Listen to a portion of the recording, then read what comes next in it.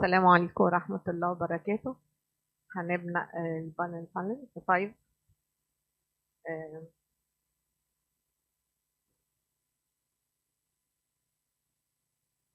It gives me a great pleasure to be with you today in this honor event.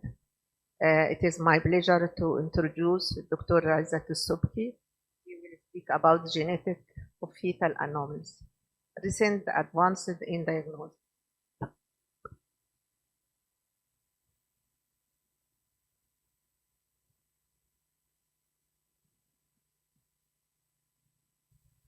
ماشي. مساء الخير عليكم جميعا. I know that somehow you are a little bit exhausted, but I'm really honored to be invited to actively participate in this eminent meeting. I will discuss the genetics of fetal anomalies and especially the recent progress or advances in diagnostics. Simply, you can say that the genetic etiology of fetal anomalies could be structural or functional. Structural could include the skeletal system, the heart, the lung, the limbs, and the function may be related to the function of the brain or inborn errors of metabolism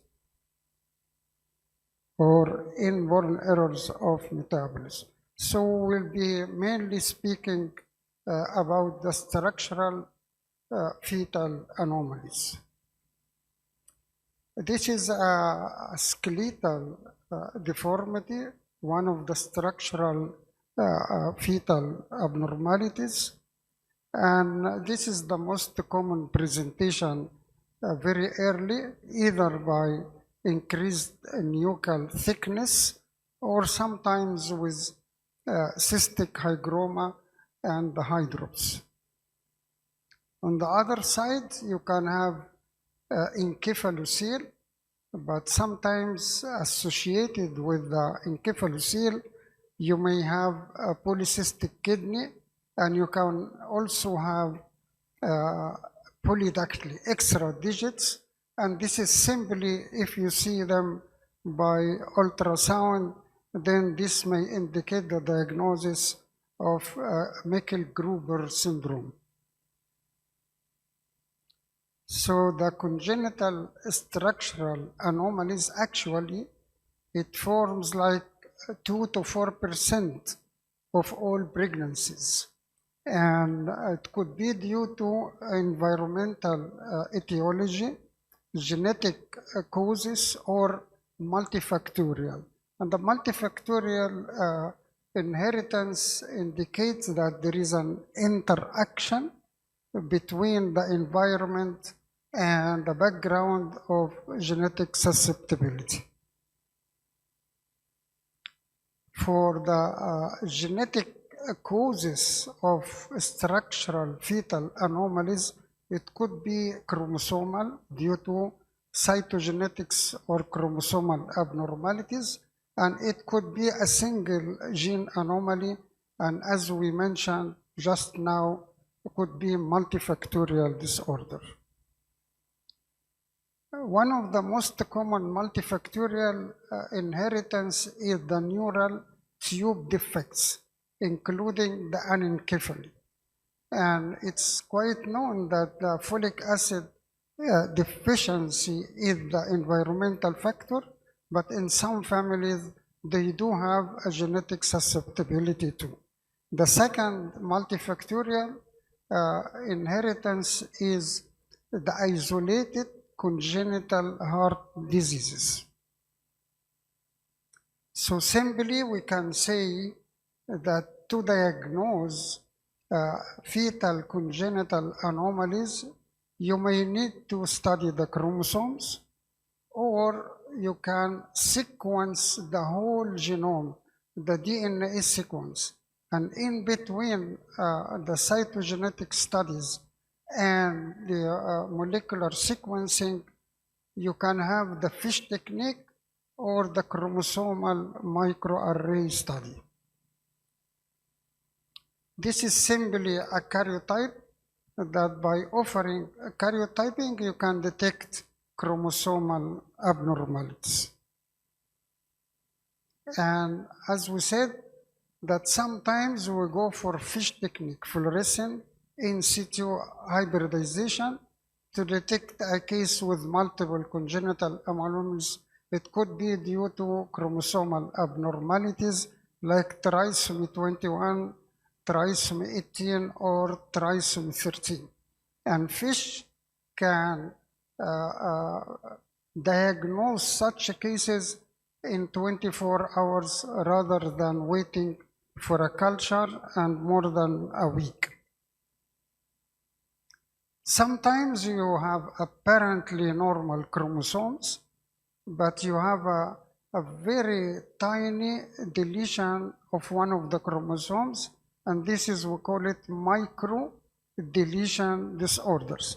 One of the most common causes of congenital heart diseases detected prenatally among the fetuses, DiGeorge syndrome. And DiGeorge syndrome, they do have micro deletion of chromosome 22. And if you do FISH on the chromosomes, you can detect simply a missing DiGeorge critical region on one copy of chromosome 22. And having the chromosomes and having the FISH technique, actually the FISH technique, you should have a target with a specific probe. So the use of single nucleotide probes, you can have the chromosomal microarray. And the microarray actually can discover all the microdeletions and any other rearrangement in the chromosomes. And so you can do karyotype, you can do FISH, and even you can do chromosomal microarray to detect any chromosomal abnormalities. And here, when you see the microarray, the chromosomal microarray is added in here between the FISH and the molecular sequencing of the whole genome. This is the chromosomal microarray. And actually, the molecular sequencing, as you know, we have like 3 billion nitrogenous bases making up the whole fetal genome. And to read these 3 billions, it means that you are offering sequencing, the whole genome sequencing, and sometimes we restrict the sequencing to what we call it whole exome sequencing. And this is how to offer sequencing to detect an abnormal mutation or change at the nitrogenous nucleotide basis, even deletion or duplication at the level of nucleotides. And this could be offered nowadays by a technology known as NGS or next generation sequencing. So by offering next generation sequencing, you can detect mutations. And nowadays we call this mutations variants. And that's why you have to classify the detectable variants. And these variants, according to the American College and other American Pathology Association, should be classified into 5 categories. You can have the pathogenic variants, likely pathogenic variants, variant of unknown significance, likely benign and benign. And this is based on several studies, including the population study, the computer analysis, functional data, and segregation analysis. So we can have a time frame for this progress in the technology of diagnostic of genetic disorders of the fetus. We can say that very early in 1970 and 80, the conventional karyotyping or conventional cytogenetics was taking over that time. But then the FISH technique started by 1990 and still we use it. Then the microarray study, and then nowadays taking over the next generation sequencing. So if you see the progress based on the timeline that you can see here from 2002 to 2010 or 11, that the FISH technique was actually the significant technology to sort out some cytogenetic abnormalities. Then the microarray study started, but again declining, and the next generation sequencing is almost taking over nowadays to diagnose almost all types of genetic disorders. So genetics of fetal anomalies could be classified into chromosomal abnormality and single gene anomalies. If you offer karyotyping, chromosomal analysis, actually about 30% of the fetal anomalies, especially if it's multiple congenital anomalies, could be detected by cytogenetics. If you add the chromosomal microarray, the yield will increase about 10% more, so you will have like 40% of congenital fetal anomalies are due to cytogenetic abnormalities.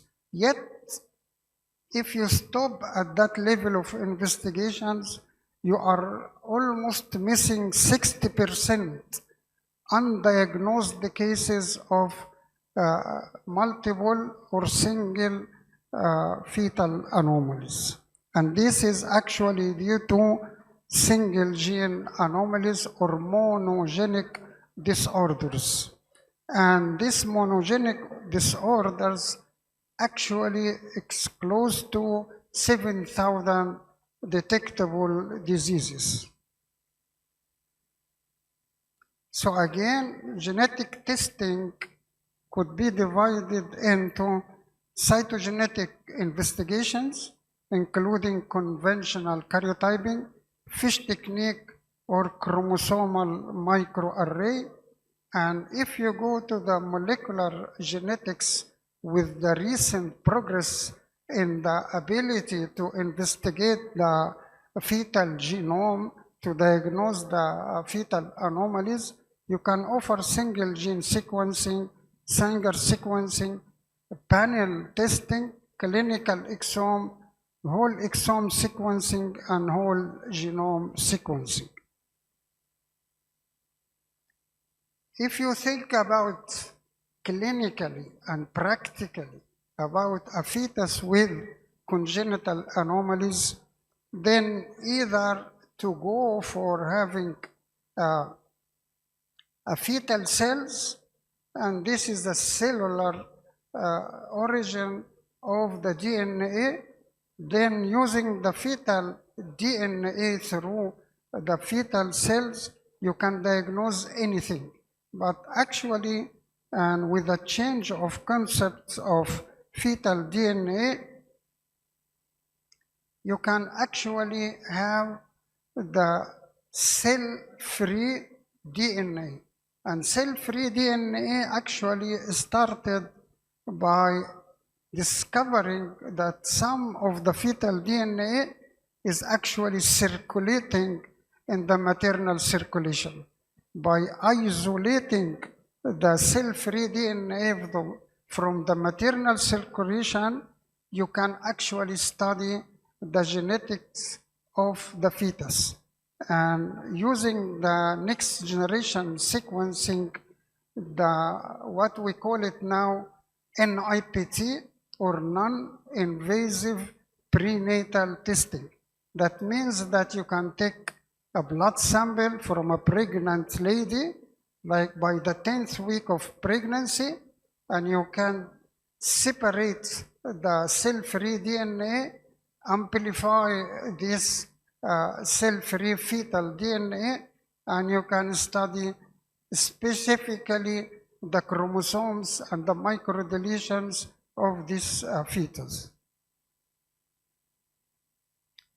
NIPT, which is a non-invasive prenatal testing, could be offered by blood sample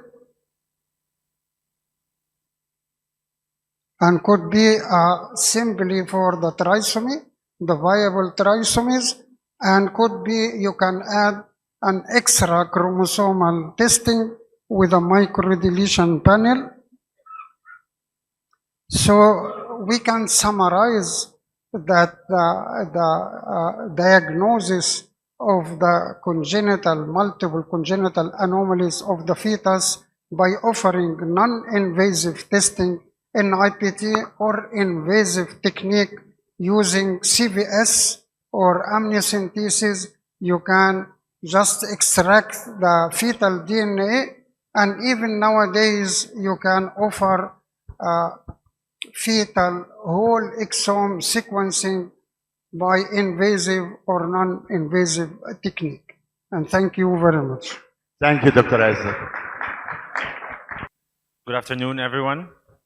I'm Mohammed Al-Suwaifi, a lecturer at Ain Shams University and a member of the ASOGIC Organizing Committee.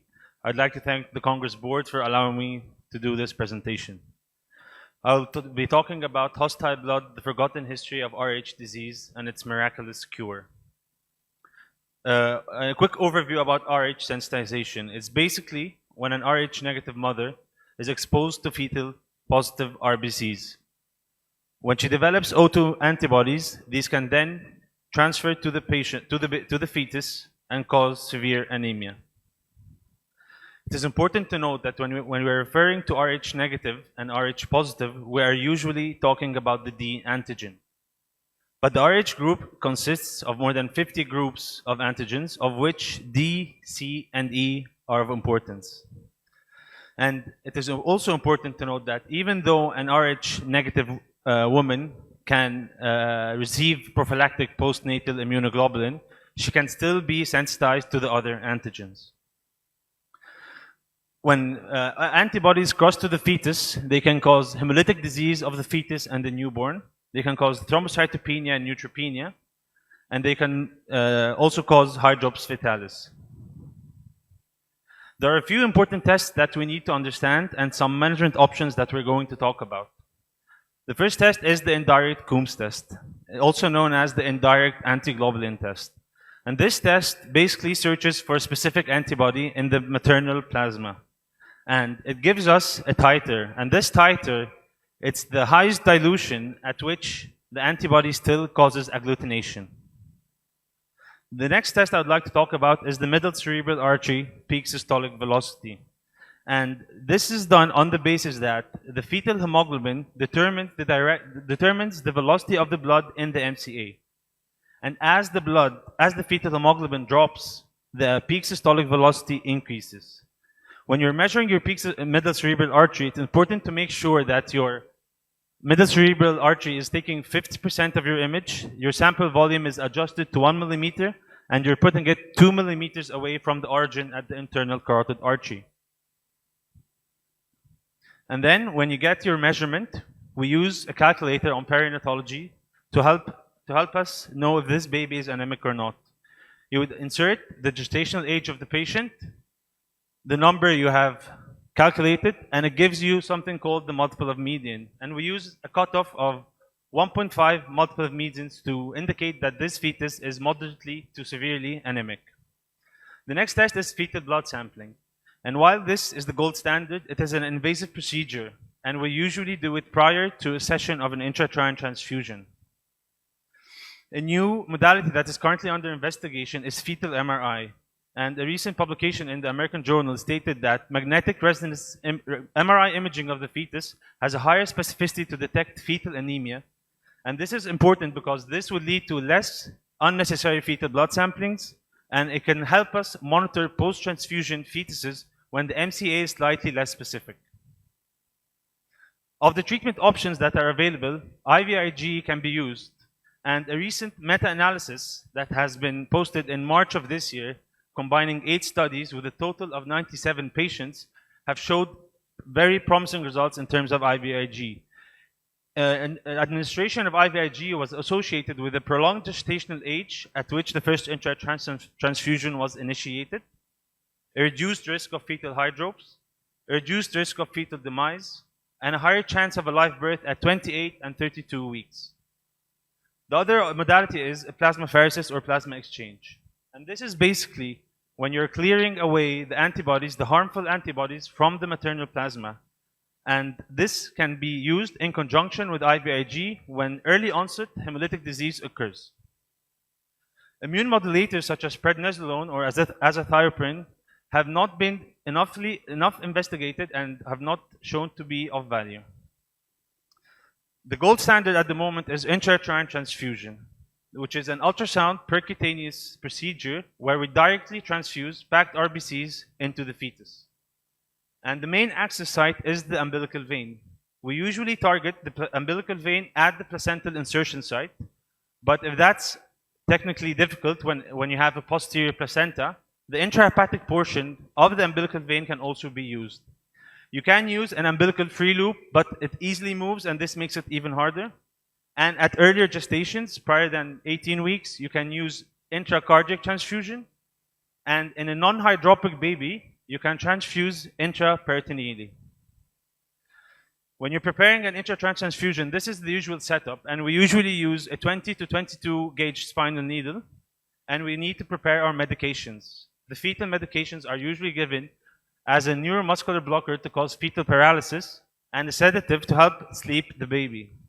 And we always have atropine ready in case fetal bradycardia happens. The blood that we're transfusing has special characteristics. It needs to be ABO compatible. It needs to be cross-matched with the mother's sample for minor antigens.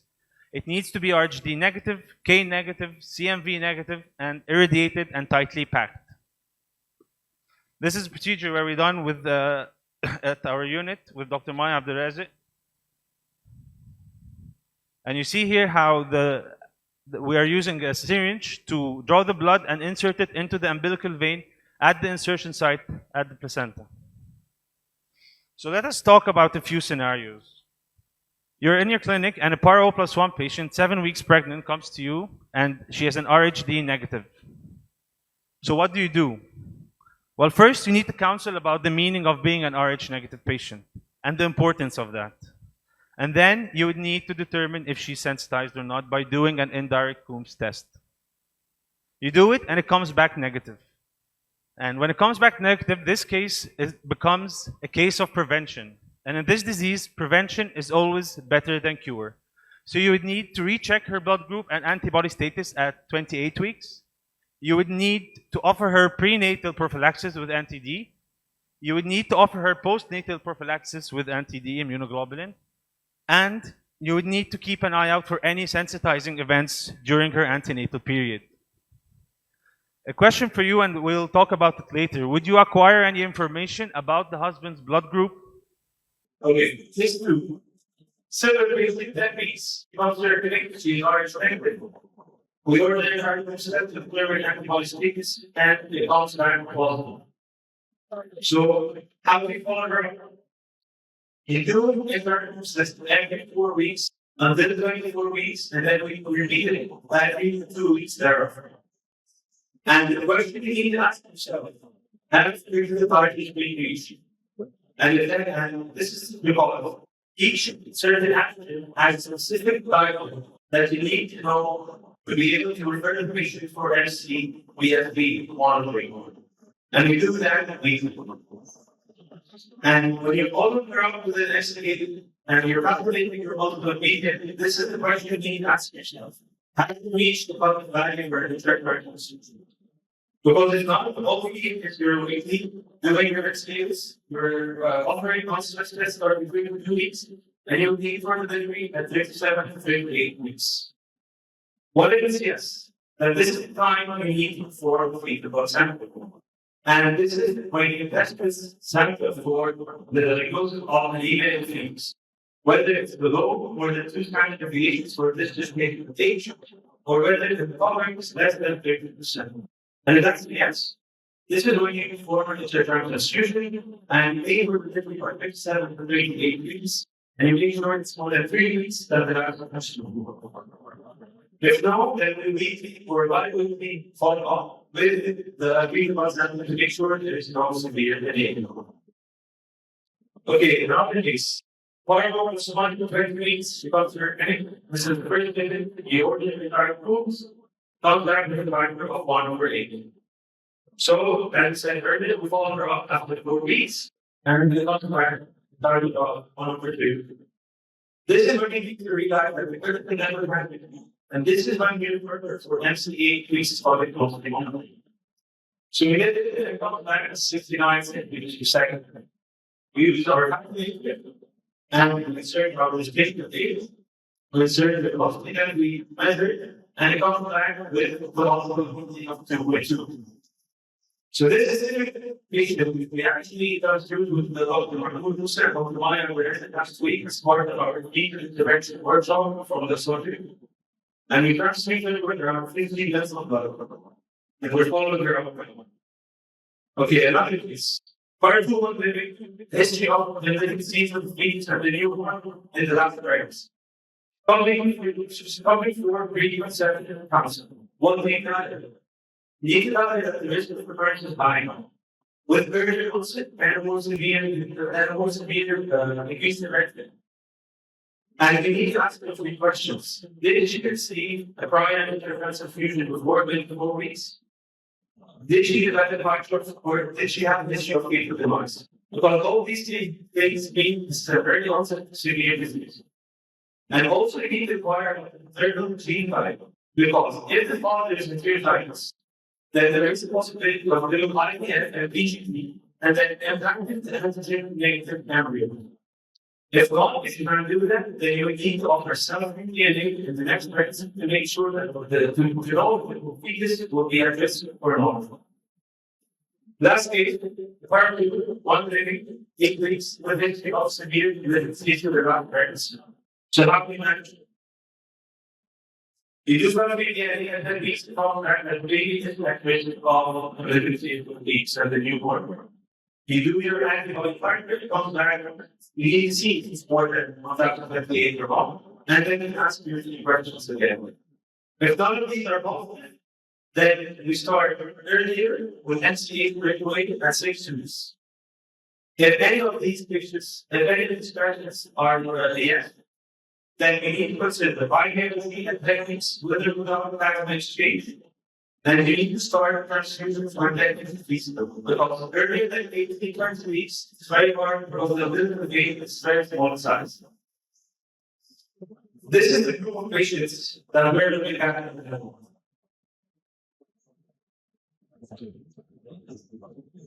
This is the group of patients that are currently making a lot of investigations and a lot of trials.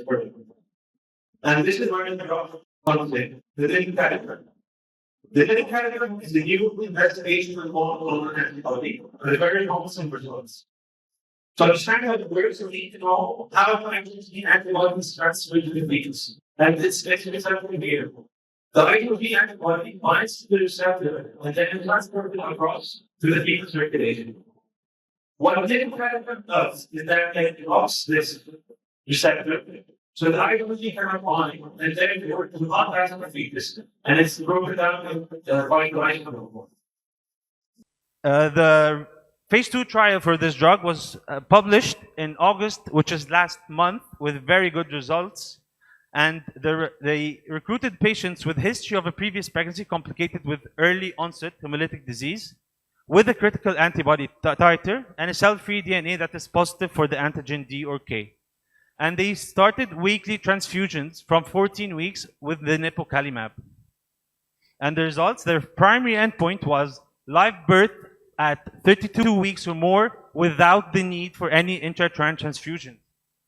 And this occurred in around 54% of the patients, which is very significant because these patients have a history of very early, very severe disease in their previous pregnancies. So this has led to the starting of the third phase 3 clinical trial, the Azalea trial, and now they're aiming to recruit 120 alloimmunized patients in a double-blinded, placebo-controlled trial. So, take-home messages to finish off. Always remember to ask your patient if the previous pregnancy was complicated with severe hemolytic disease or she required transfusions. You need to test the maternal blood group and her antibody status. You can test the fetus and the paternal genotype, and you need to know when to refer the patient. Whether she had a prior history of hemolytic disease, whether there's ultrasound evidence of fetal anemia, or the specific antibody thresholds have been reached. Lastly, I would like to thank my senior. She was my senior resident back in 2013, Dr. Maya Abdelrazik, and she has helped me throughout and helped me with this presentation, and I owe her a lot. Thank you. Thank you very much. Our next talk is Palliative Care in Fetal Medicine by Professor Shurabi Nanda, UK. Thank you once again for this talk and to the organizers for the kind invite. This is the second time I've come to Cairo and I've thoroughly enjoyed it again this time. So,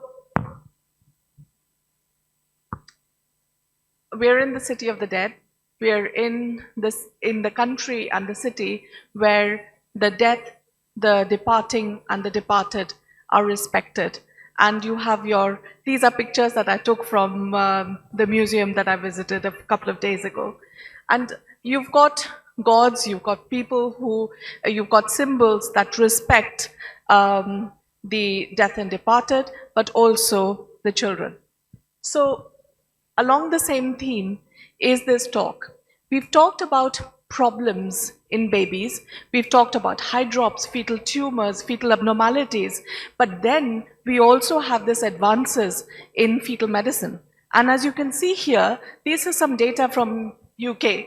As you can see here, in nearly 600,000 women or 600,000 population, the younger age group is on the rise. In the younger age group, with life-limiting conditions, you can see that the amount of congenital abnormalities is on the rise.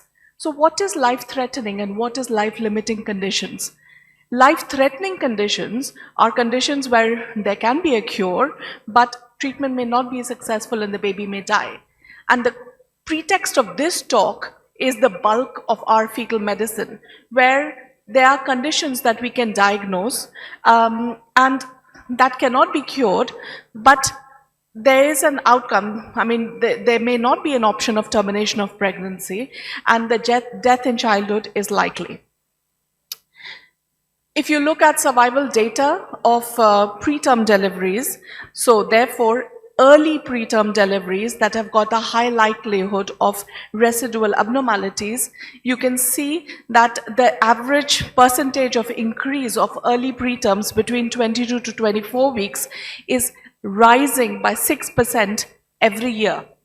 And then, like the previous speaker, you've got the babies that have got congenital problems that are diagnosed, but they may not have had invasive testing in pregnancy.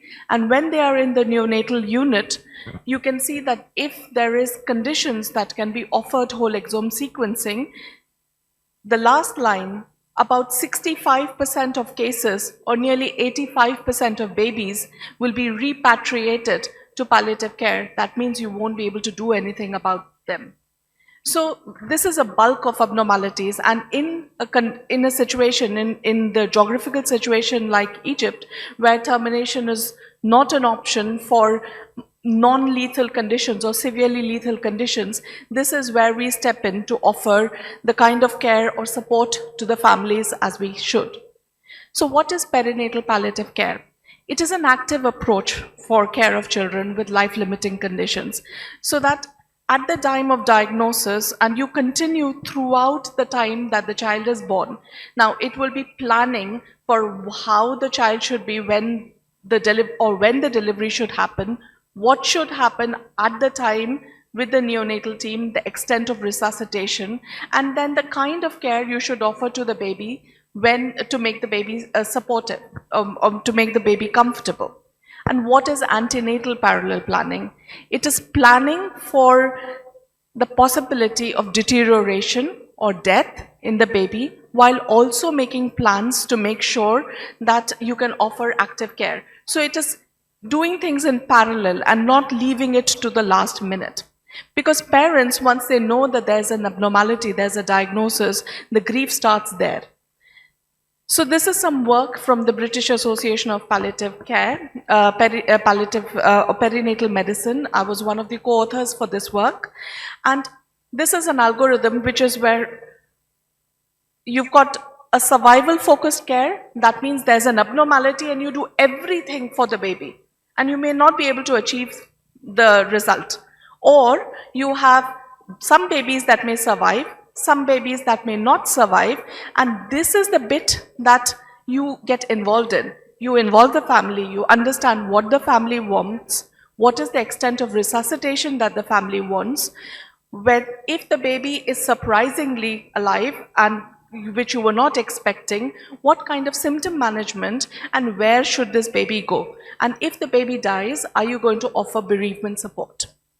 So this is some work that we did in the UK with nearly 600,000 pregnancies, and this is from the Neonatal Registry of Database. Palliative care is divided into 4 categories, or the conditions that can be entitled to palliative care is divided into 4 categories. It's the first 3 categories that are involved, that we are involved as fetal medicine clinicians. So conditions that are not compatible with life at all, conditions that have got a high risk of abnormality, or babies that are born in the margins of viability. So in the interest of time, we'll just divide. So what are the kind of conditions? The ones that are not compatible with life at all, majority of them are either things like anencephaly, but predominantly in those 600,000 women, trisomy 18. This is the bread and butter of fetal medicine. All the severe end of complex cardiac defects, complex thoracic defects, oligohydramnios, anhydramnios because of renal defects. And then, of course, you've got the margins of viability. But this is the interesting data. Things that we thought, like trisomy 18 or anencephaly, that will not be able to survive. If you look at the data here, the category 1, at 1 year of age, 13% of babies were still alive. So, and those are the babies that were discharged from the neonatal unit. For category 2, this kind of data, 1 in 3 babies were still alive. So while us as fetal medicine physicians, pediatric surgeons, we all make the plan, we do things immediately for around the delivery bit, afterwards, at 1 year of age, neonates are still, and parents are still dealing with these babies. So you should ask yourself a question. When you're a fetal medicine clinician or an obstetrician, you diagnose an abnormality, this is the surprise question, what we've called in the document. Would you be surprised if this baby had a bad outcome or this baby died? And if you are not surprised, then you should have an advanced care plan for this baby. And yes, that involves resources. You will need to have a team involving yourself with the neonates to talk about what kind of care you need to offer. And you need to have an acknowledgement of the uncertainty of diagnosis. You've diagnosed, but we don't know, especially for cardiac defects. You diagnose things, but after the baby is born, you don't know which way the baby is going to go. And putting your parents at that point to say, do you want us to do everything? Do you want us to restrain? That's not the right time. So what does an advanced care plan look like? We worked with the Liverpool team to devise this advanced care plan, which involves everything from when the baby should be born, when the neonates see, do you want active resuscitation? Do you want to see how the baby responds to initial resuscitation and then progress? Or do you want just comfort care? If the baby dies, What kind of bereavement support do you want? Do you want placental histology, genetics, postmortem, etc.? So this covers everything. And this plan is usually made in the antenatal period. So these are some key questions that we have recommended that you should ask your families. But at the end of the day, the hesitation to discuss palliative care we find from clinicians, because we as clinicians are not engineered to give up on babies, to give up on life. And we are not telling anyone to give up on life. We are not telling fetal medicine clinicians to give up on life. We cannot just wait and see how the baby is going to be at birth, and we are not letting the baby die. We are just making a parallel plan. So in the interest of time, just very quickly, what as obstetricians you should do for babies that do not have a good outcome or not destined to have a good outcome. You offer continuity of care. You make a decision about whether you're just going to allow the woman to labor. If she labors, what is the intrapartum setting? Are you going to monitor with the CTG? If she presents to you with reduced fetal movements or abnormal CTG, are you going to offer cesarean section? Usually the C-section will only be for maternal reasons. You should introduce them, if you have a bereavement team, introduce them to the bereavement team. And in our situation, we have hospices. And I acknowledge you may not have hospices, not every place will have hospices. For delivery bit, it is important to still do a third trimester scan. And you may argue to say, why are we doing a third trimester scan if you're not doing anything to these babies? That's because we are not giving up on the baby. The baby still needs to be comfortable. Baby still needs pain relief. And for that, you need estimated fetal weight. And you should never compromise the maternal care. This is some work that we did with the perinatal hospices. In the UK, you've got children's hospices, and now they are trying to move very closely to getting into the perinatal region, which is the antenatal period, which is fetal medicine diagnosis. And as you can see here from the Liverpool hospices, the number of antenatal referrals are increasing. In London, we are not good. In London, only this little dark gray is antenatal referrals. Everything else is postnatal. But as expected, we have a range of abnormalities. The predominant kind of referrals that come from to the hospices are the ones that are the bread and butter of fetal medicine. This is some work that we are currently publishing. So what do hospices do? They do all of these things. Before I started doing this work, I had never been to a children's hospice. I just thought people go there and then they pass away. But it is that's why I said your city, your country respects the dead and departed. This is what hospices do as well. And what I learned was you can graduate from a hospice. So you go to the hospice, technically in quotes, you're signed off, things are not very good, and there are babies that surprise us and they are graduated and they go home because they haven't passed. This is a baby with Coffin-Cyrus syndrome. This is a lady who was referred because of a complex cardiac abnormality, significant growth restriction, absent corpus callosum, abnormal profile, clitoromegaly, and was born preterm.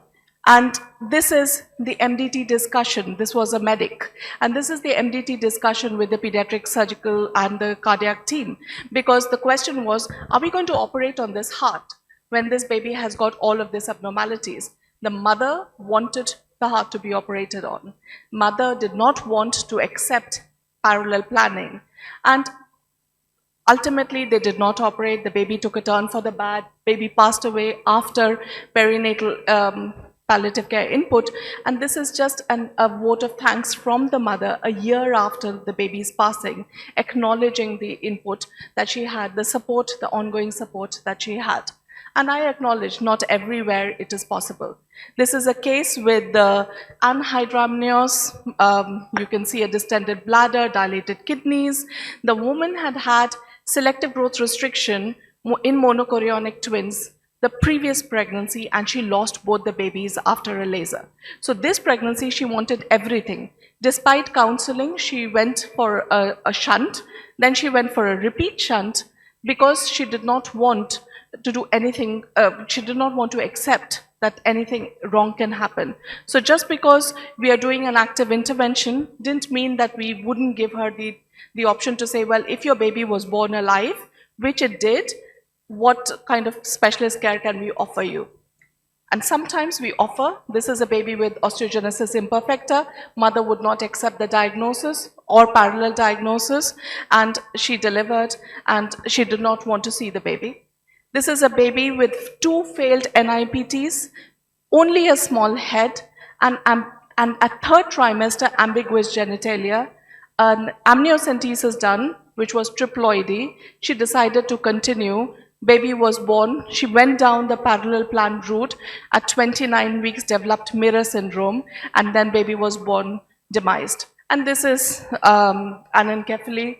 We know and we look after anencephalies. You look after anencephalies.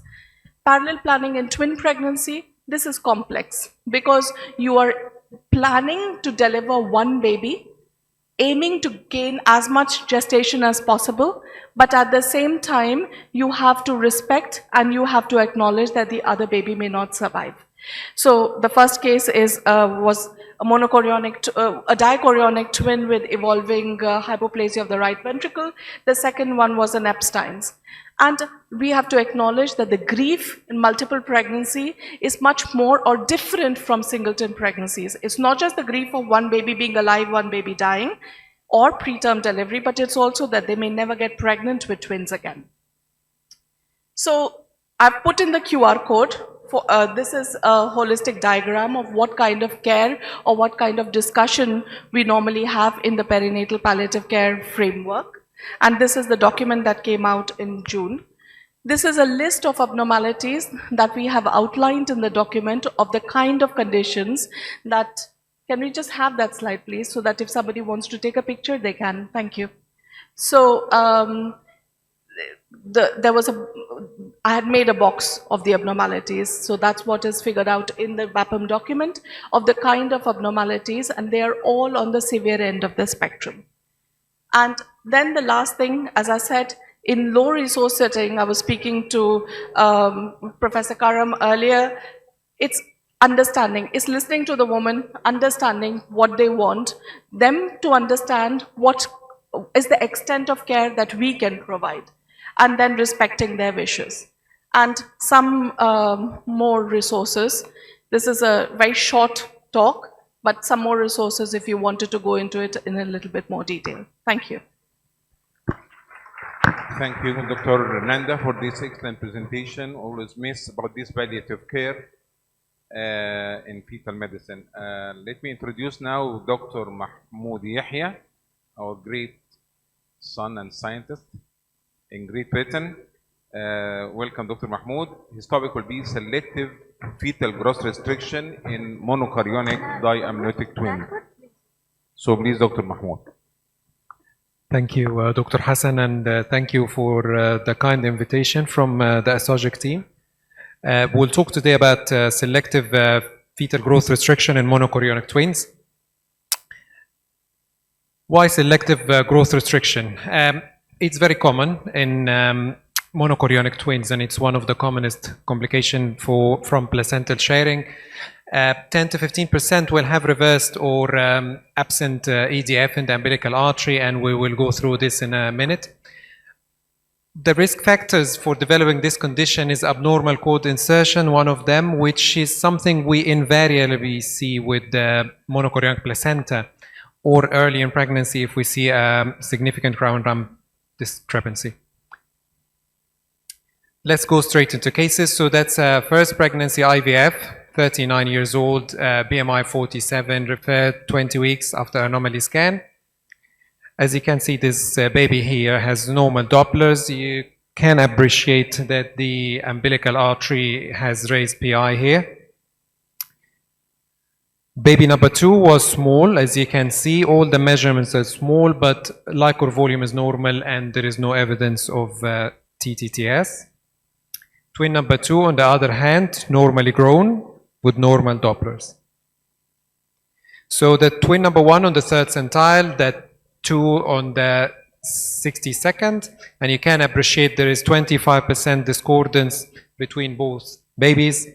Dopplers remain normal, and the MCA is 0.2 and 0.1. So what do you think? Is this selective growth restriction, type 1, 2, 3, or there is any TAPS happening? So that's a type 1, but there is no TAPS because the moms are normal for both MCAs. So we did offer weekly scans, and we said those pregnancies are likely to continue and we can deliver later. It's not unusual for those pregnancies to continue until 34. The woman at 23 weeks came with very small baby. Twin number 1 was very small, less than the first centile. And twin number 2 continued to grow.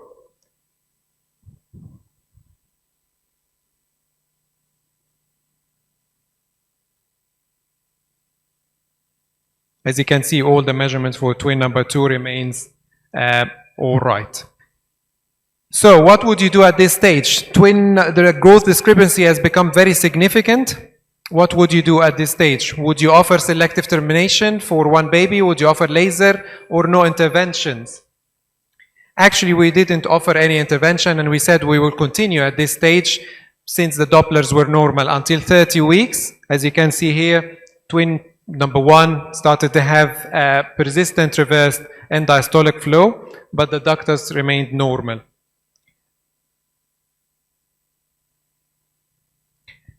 So at this stage, we said that's type 2 now with persistent reduced EDF. We admit the woman for steroids and delivered by cesarean section after Maxalf. First baby remained under the first centile after birth, and twin number 2 on the 25th centile. And this is the placenta, as you can see, and there is unequal placental share, which is typical for the selective growth restriction.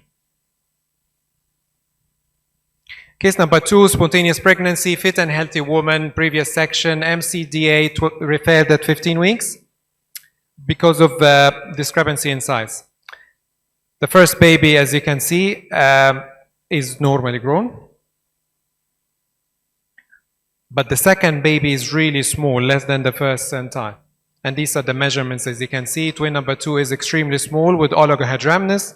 And when you look at the Dopplers as well, twin number 1 has normal Dopplers, but twin number 2 has intermittent, absent, reversed end diastolic flow in the umbilical artery, but still there is positive flow in the venous duct. So there is a 30% discordance, and the smaller twin has intermittent, absent, reversed end diastolic flow. What is your diagnosis at this stage? Given the fact we have intermittent, absent, reversed diastolic flow, so this is type 3 selective growth restriction. Again, we explained it's not unusual for those pregnancies to continue until 34 weeks without any intervention, but usually we would deliver early. There is risk of sudden fetal death with this type of selective growth restriction, with obviously a risk of up to 25% damage to the other twin. At this stage, would you offer any treatment? So we counseled the woman. We said if we continue without doing nothing, 50% chance there is double survival. But if we do some sort of intervention like radiofrequency or coagulation, there is risk of losing both twins, risk of losing larger twin after treatment, and risk obviously rupture membrane and preterm labor. The couple decided not to do anything. So we continue to monitor pregnancy. Baby is still very small, but marginally growing. But at this stage, the Doppler changed. So there is persistent end diastolic flow loss in the umbilical artery, and the DV wave is absent at this stage. We discussed again selective termination with bipolar coagulation, and the woman agreed. So we did selective fetal growth restriction of the smaller twin, and this is the forceps, as you can see by the ultrasound. We did follow up the other baby, who continued to grow until 32 weeks when she had rupture membrane and ended up by an emergency cesarean section, and the baby is healthy. Had no brain damage. And again, this is the placenta. You can appreciate almost there is no placental part on the smaller twin, and there is a filamentous cord as well. So selective growth restriction is invariably because of unequal placental share. It does have a unique anastomosis in view of connecting both sides. You would get a lot of bidirectional anastomosis. And these, although they are protective, but they have significance, and we will discuss it in a minute. That's why you get the intermittent flow, as you can see, into the umbilical artery, because the blood keeps going back and forth into the vessel. According to the Delphi consensus, we can diagnose it as a single difference, one baby less than the third centile. That would be enough for diagnosis, or two of the other three, either a small baby with abnormal Dopplers or estimated fetal weight discordance more than 25%. The Kratakos classification is the traditional that is used for the selective growth restriction. Type 1 if there's EDF present. Type 2 if there is persistent absent flow. Type 3 is the one with intermittent, which is a little bit interesting. It does have majority of AA into the placenta. And as you can see, the low number of AA, the more likely you get a compromised small twin.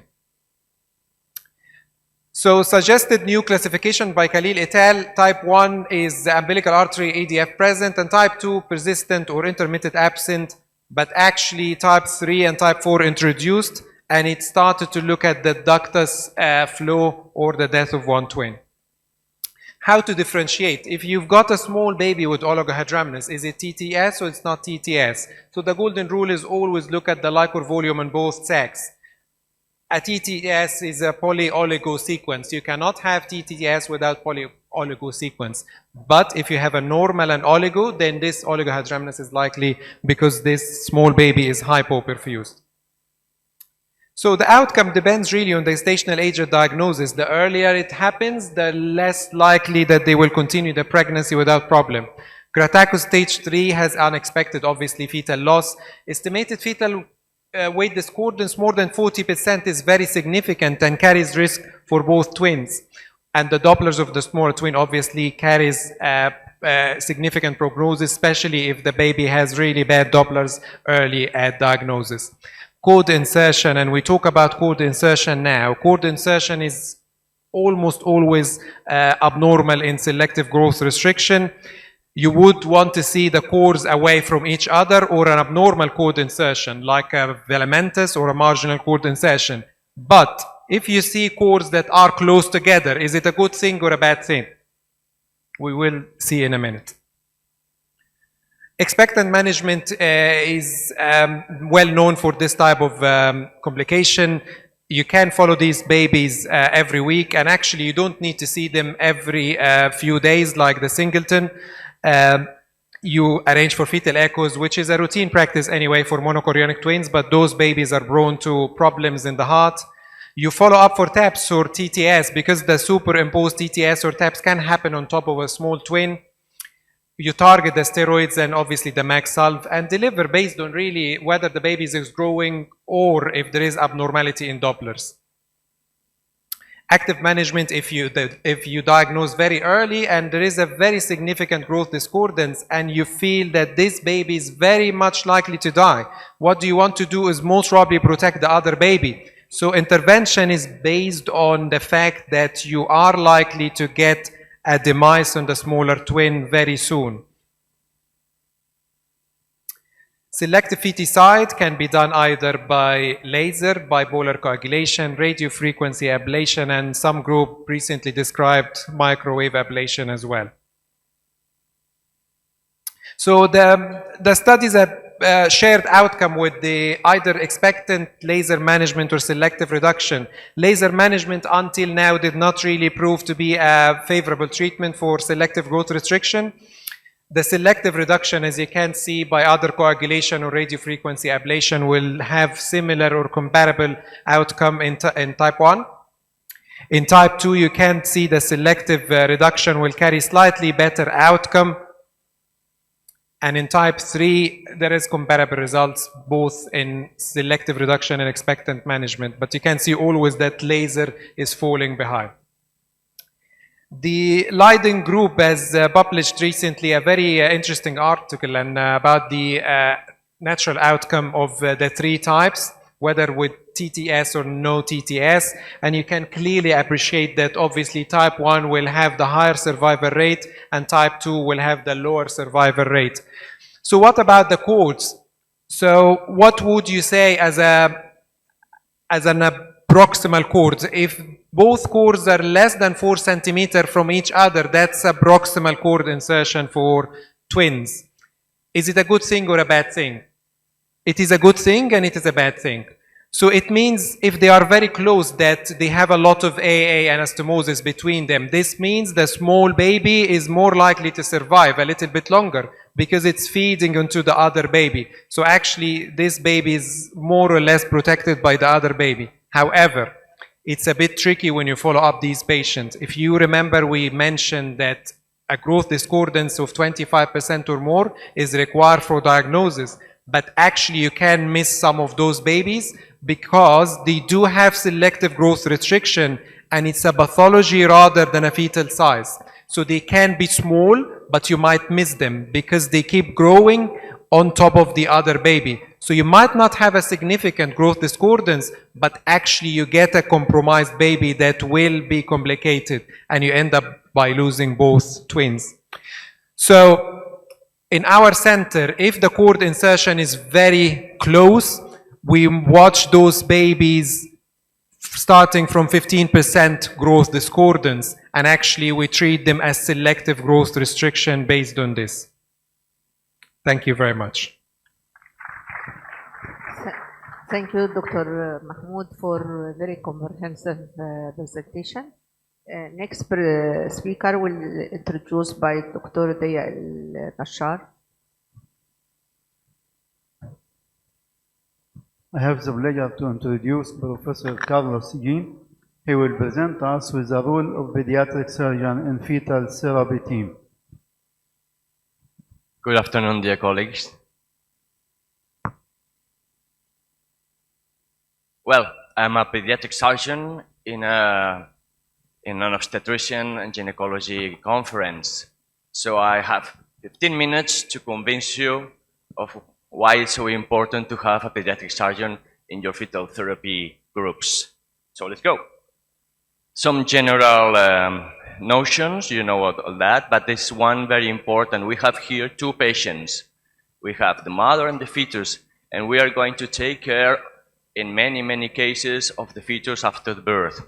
So for the fetal therapy, you know the criteria. We need to know an isolated malformation. This criteria is being discussed nowadays, a well-known natural history and proven benefits of the intervention. You know that. So for the evidence-based indications for fetal therapy, we can say that there are some monochorial gestation disorders. We had just had a wonderful lecture about that. Some malformative conditions, congenital diaphragmatic hernia, low urinary tract obstruction, pulmonary masses, etc., and neural tube defects, and evolving conditions like amniotic band, hydrothorax, cervical masses, right?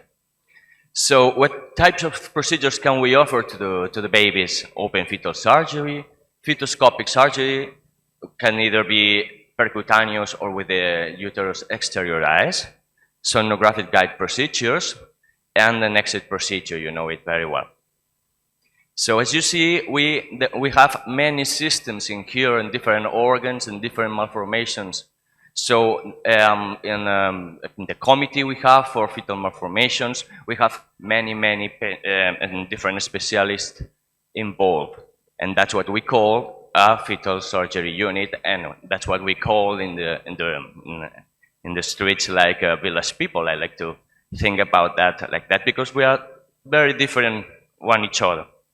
So why is important to have a pediatric surgeon in the group? Because we know about embryology and because we know about the natural history of very different malformations. We are skilled in open surgical procedures and particularly in minimally invasive surgery in very small spaces and in very small babies. We have the responsibility to do the explorations of the airway, the treatment of the airway conditions and the digestive conditions by endoscopy as well. And we take care of the most patients, of most of these patients after birth. In contrast, we are not much involved in the diagnosis and the intrauterine follow-up, and we have, in general, low knowledge in several conditions, in particular, monochorionic twins, cardiologic procedure, intrauterine complications, post-birth follow-up, at least in Europe.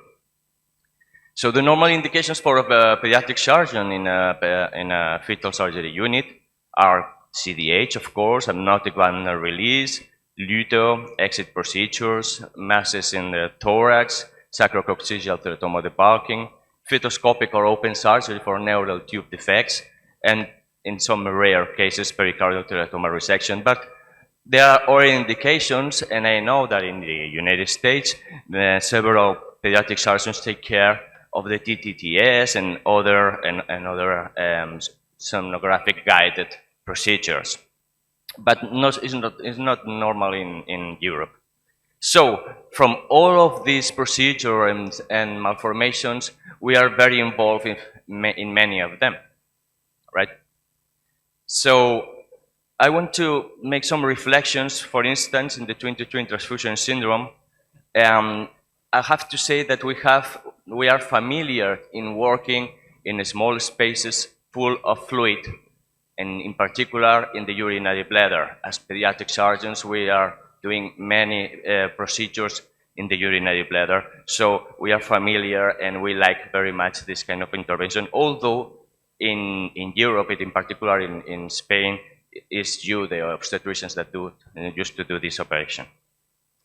For the congenital diaphragmatic hernias, you say, as you know, the diaphragm should be closed at week 7, week 8, and then the abdominal bowel goes into the abdomen. If the diaphragm is open, goes up and compress the contralateral lung, impairing his development, leading to a pulmonary hypoplasia and pulmonary hypertension, which is a huge problem postnatally, you know. So the current strategy, the standard strategy, is we plug the trachea in week 26, 29, and 6, 7, 8 weeks later we take it out. This is the introduction of the balloon. It's a tracheoscopy, and you see here how we take the balloon out. And I want to let you know that we are very familiar of these kinds of tracheoscopies and tracheobronchoscopies postnatally for many conditions in a very difficult airways. And we are used as well to do some interventional surgery with the tracheoscopy and bronchoscopy. As you can see, this is a normal baby, a grown-up baby, with some stenosis in the subcricoid area and with the dilatation. This is our daily activity in the world. And then we take care of the diaphragmatic hernia itself in a very limited space, in very small babies. If we can, we do that thoracoscopically. So we are good at that.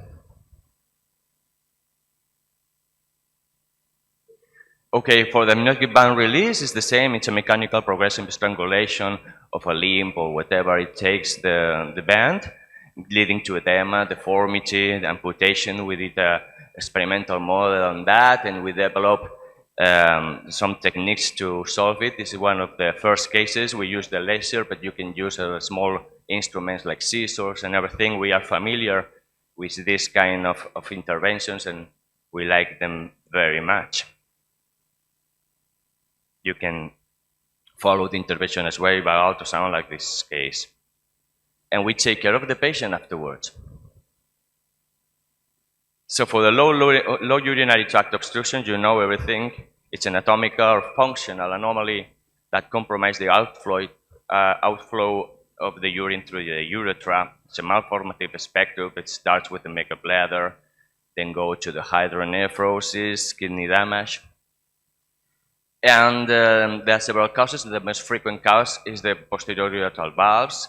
And unfortunately, only a little number of these patients are suitable for fetal treatment. When we have still a good renal function. And the two main interventions that we can offer is the vasoamniotic shunt and the fetal cystoscopy. The vasoamniotic shunt, normally in my media, is the obstetricians, the FMF, who do that. But we can help with the fetal cystoscopy for the same reason, because we are very used to work inside the urinary bladder. The difference is that you go from upwards and not downwards than usually. In a sense, it's in a small space, and we like it very much. But of course, we have some complications. So for the congenital pulmonary airway malformations, which had the talk yesterday, we can offer our experience for the open fetal surgery, or, like in this case, for the exit to resection surgery. And this is why we take care of these malformations after birth. We like to operate on them if we can wait from month 3 to month 9. And this is what we do. We know the anatomy, we know where the vessels are. There are normally we use 3mm instruments, 2mm instruments. No, this is the vein, these are the arteries. Excuse me. And these are the bronchus. So we know how to do that as fast as possible if it's necessary during the prenatal life. The same with the sequestrations. We know how they evolve, when to operate them. We like to do that in a minimal invasive way. This is very seldom that you need to do anything interventional prenatally for sequestration, but in case we do, we know exactly what we're talking about. For the exit procedure as well, we can use several techniques to control the airway, as I talked about that yesterday. We have many difficulties and challenging cases, but we are experts in leading with the airway, and we are doing tracheostomies as well in our daily activity. So I think we are very prepared to do that. But we were born for that, for the neural tube defects. When you are using a standard open fetal surgery, maybe the neurosurgeon is the best prepared person to do that. But if you go to the minimally invasive surgery, that's another thing. So we are used to work in a very small spaces with very small patients, like for an esophageal atresia, duodenal atresia, anorectal malformation, pylorus, surgery of the biliary tract. So we are used to this kind of tissues, this kind of material, and we have real fun to do this as accurate as possible. This is a myelomeningocele surgery, and you can see how we free the plaque from the surrounding tissue, and we prepare the patient to close the myofascial layer, and you can see it's not much different than the closure of a diaphragm. It's more or less the same. Smaller instruments, smaller threads, but anyway, it's the same. So we do in good conditions. We do in 2 layers: the myofascial flap, myofascial layer, and then the skin, and voila. So to summarize, which are the uses of a pediatric surgeon? We can contribute to the knowledge on embryology and the natural course of these malformations, and this is good for the discussion of the cases, the diagnosis, and we can counsel the parents on some of these malformations, because we know what's happening with a cloacal malformation afterwards, or what's happening with a CPAM, or what's happening with a CDH. And we can help with endoscopic procedures, as I told you, in the airway and in the bladder. And we can deal with the airway control and exit procedures as well. We can offer surgical treatment for open fetal surgery and exit procedures. And of course, we can offer high-quality surgical treatment in complex fetoscopic procedures. So only one last take-home message. Please embrace a pediatric surgeon in your life. Please. Thank you. Thank you, Professor Carlos, for the interesting talk. Next, we move to our colleague, Professor Dr. Ayman Shaban, USA, Cleveland, Chicago Institute for Fetal Health. And the topic will be talking about the perinatal and long-term neurosurgical outcomes of fetoscopic spinal repair. Thank you, and good afternoon. And thank you, Dr. Guinée, for the introduction for this talk. A little bit redundant, but I think hopefully a little bit more in depth for our interest. So the promise of in utero repair for spina bifida is that coverage in utero will preserve neurologic function for the baby, and their outcomes for postnatal care will be facilitated by the procedure that was done in utero because the potential for neurologic recovery is greater. The idea that perhaps repair here in the lower lumbosacral spine of the defect will allow recovery and preservation of motor function in the legs, but also improve the CNS changes that occur with spina bifida, the hindbrain herniation and the hydrocephalus. And this was tested in the clinical trial called the MOMS trial, was done in 2011, and showed us that, and it was published after about 10 years of research, showed us that the outcomes were better for the babies who had prenatal surgery, that the rate of cerebral spinal fluid shunting due to the hydrocephalus was cut in half at 1 year of age, and the rate of independent ambulation at 2.5 years of age was doubled in the group that had prenatal surgery. Hindbrain herniation improved in almost every patient, but there's also a higher rate of maternal and newborn complications. This is the operation as it was done in the MOMS trial. It was an open hysterotomy, essentially a classical hysterotomy. It's bloodless, it's well controlled, it's an elegant operation, allows good exposure of the fetus for repair by the neurosurgeon, a layered closure of the defect, and then a closure of the skin. And the babies would do well and benefited greatly from this procedure. But the problem with this procedure done open is that it has a high cost for a mother. And about half of the patients that we see are prima gravida mothers, and they'll go on to subsequent pregnancies. But because of this large hysterotomy that they have, no matter how well we close it, vaginal delivery is not permitted. Their risk for accreta and percreta go up significantly with subsequent cesarean deliveries. And there's a 2-year waiting period that we recommend before the next pregnancy. None of the patients will listen to us. As a result, the uterine rupture rate is as high as almost 10%, somewhere between 5 and 10% for subsequent pregnancies, typically carrying a pregnancy in the 3rd trimester, and suddenly the mother presents with pain, hypotension, and is rushed to the operating room with a risk to her life and to the fetus. So as we transition to fetoscopic spina bifida repair, our goals were to improve the outcomes for the mother. But fetoscopic spina bifida repair has had some challenges in the last decade. There's been a concern for fetal acidosis because of the exposure to the fetus to CO2, also because of compression of the placenta and reduction in perfusion of the fetus.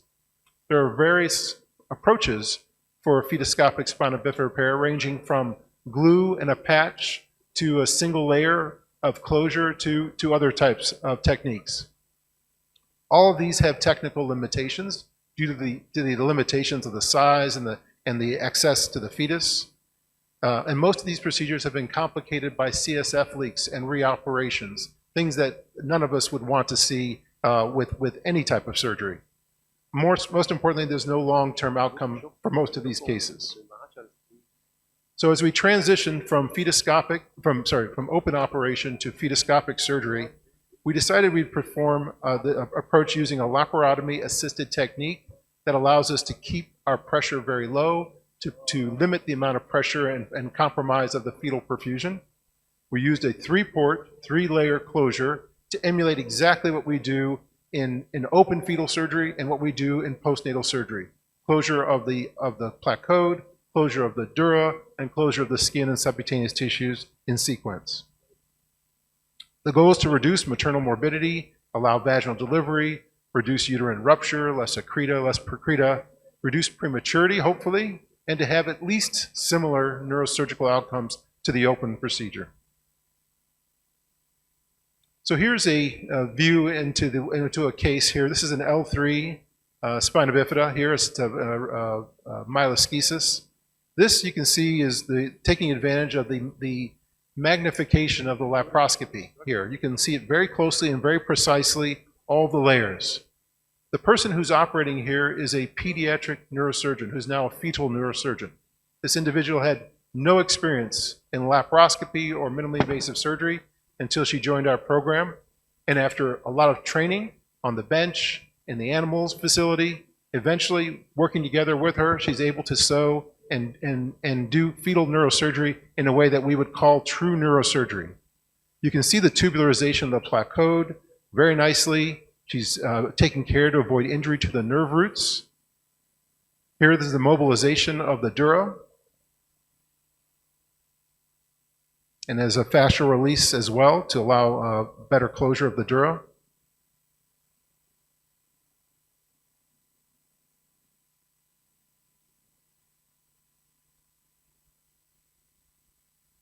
You can see a very nice dural tissue here for closure.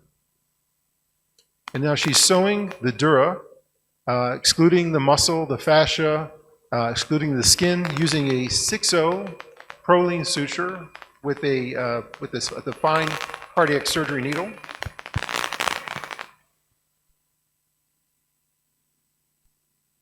And then mobilization of the skin and subcutaneous tissues.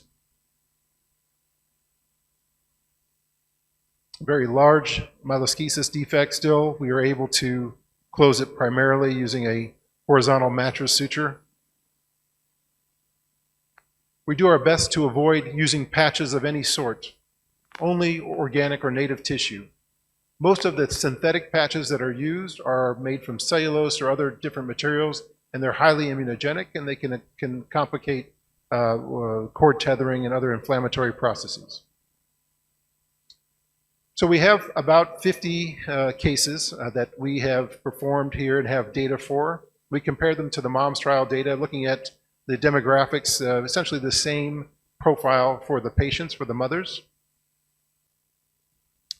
Now, comparing outcomes of pregnancy outcomes, the mean gestational age at delivery was very similar, 34 weeks, as you can see, for both the moms and the fetoscopic group as well. We still have a problem with early delivery. Before 30 weeks, this group of patients creates the most morbidity for the newborns. But the majority of patients here, you can see right here, the big win is that all of the patients, essentially all of them, are able to have delivery by maternal indications. 60% of them had vaginal delivery, 40%, 20 of these patients had a cesarean. All except one patient were indicated cesareans. This is a big win for the mother immediately as a result of this procedure. Now, the price is a very long operation. These operations are technical, and they require about 3 hours of surgery just in the fetal back and a long operative time. The rate of intraoperative fetal bradycardia and neonatal and uterine demise are quite low. Again, most importantly, the rate of maternal complications is very low. We're very proud. Very low rate of intraoperative hemorrhage, I guess 0, and some significant pulmonary edema is very unlikely, abruption, preeclampsia, and hypertension really no different from the mom's trial at all. And again, no issues with the wound or with healing at the site. Outcomes, technical outcomes for the baby, they're listed here. We were able to perform three-layer closure in 71% of the patients. The majority of patients had imbrication of the placode. 94% of the patients had primary dural closure, no patches, and 75% of the patients had primary skin closure. And we're getting more and more aggressive with skin closure with the horizontal mattress approach, and essentially are going to eliminate that altogether. We've had very few wound complications, no CSF leaks, and very few issues with the skin.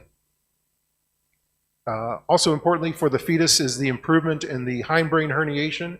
You can see here on the left here, the fetus preoperatively at 23 weeks on the MRI.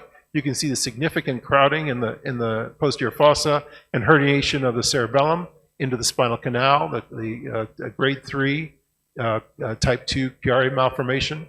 And then the same patient, a few weeks post-operatively, you can see the normalization of the hindbrain, the cerebellum, the fourth ventricle, flattening a little bit of the tentorium, and the resolution completely of the herniation, all in a few weeks. And the majority of patients experience this. Complete resolution from a grade 3 or 2 to a grade 1 in 86% of the patients. Moderate resolution from a grade 3 to a grade 2 in about 12% of the patient. Only one patient with no change. So 98% of the patients had improvement in hindbrain herniation as a result of the procedure. Again, looking at postnatal wound complications are listed here. CSF leak, pseudomeningoceles, and wound dehiscence. Comparing our open series to our fetoscopic series, no incidence of CSF leak, no reoperations for leak, but we did have some skin dehiscence, some skin patches that did not heal well, that required an operation postnatally, and one here that required dressing changes that heal well, but no CSF leaks, really tight seals in all the patient. Motor function, very important. You can see here, this is describing open fetal surgery, fetoscopic and postnatal at the thoracic, upper lumbar, mid lumbar, lower lumbar, and sacral levels for all of these. The anatomic level here is described in the white, and then the functional level, which is then examined after birth, here is in the black. And as you can see, for open and fetoscopic, a shift towards the right to more lower lumbar and sacral levels than would be predicted by the anatomic level for fetoscopic. Only a handful of patients thus far. For postnatal, there was no shift. All of the patients really similar in terms of their profile of thoracic and upper lumbar compared to sacral ratios. We've had hydrocephalus checks on about 32 of the patients from the fetoscopic group, and you can see here hydrocephalus is reduced in either open fetal surgery or fetoscopic compared to postnatal. Tethered cord releases, there's been a little bit less fetoscopic tethered cord release issues in the fetoscopic, but in general very similar across the board. In Chiari decompression, here we haven't had any Chiari decompressions in fetoscopic, but one in the open fetal and a couple in the postnatal contemporary group as well. Dermoid formation has been an issue for a little bit more so for open fetal surgery and fetoscopic compared to postnatal. And I'll show you here, you can see this dermoid operation here that the surgeon's removing the dermoid capsule, including the contents. But the trend is a little bit higher rate for the fetoscopic and open. Nonetheless, the difference still at this point in time is not significant. Essentially, it's critical for all patients to have multidisciplinary care and follow-up. Multidisciplinary care because the fetal surgery is not a cure for this disease, it's a treatment, and the care after birth, the multidisciplinary care is essential for this child to have a successful life and as successful as possible. So to summarize, for fetoscopic spinal bifida repair, it's safe for mom, it's safe for the baby, that we've confirmed. It allows delivery by obstetrical indications. We're improving our outcomes with regard to latency and PPROM. The preliminary neurosurgical outcomes are to follow in the next slide. And we also obviously need a multi-center study in order to be able to standardize our approaches. The neurosurgical outcomes, we see similar back outcomes or closure outcomes for open and fetoscopic. There was a couple of skin revisions that were required for the fetoscopic, but no CSF leaks. Similar neurological or neurosurgical outcomes, less hydrocephalus, improvements in Chiari, improvements in the motor function. Tethered cord risk is about the same for the 3 procedures, either postnatal or fetoscopic or open. Dermoid appears to be trending towards a higher rate in the prenatal procedures. Hydromyelea is no different. Critically, again, maintaining optimal neurological function really requires multidisciplinary care and follow-up. It's just the beginning. I'd like to thank my team in Chicago. They're all here. It's a beautiful team. This is our motto, teamwork makes the dream work. I'd also like to thank our team here in Cairo, our new team, and really appreciate the invitation to come back this year and look forward to working with you going forward. Thank you for your attention. Thank you, Dr. Ayman Shaban, for presenting this. Thank you, Dr. Ayman Shaban, for presenting these advanced procedures. Next speaker, Dr. Patricia Caldas, is going to present conotruncal abnormalities.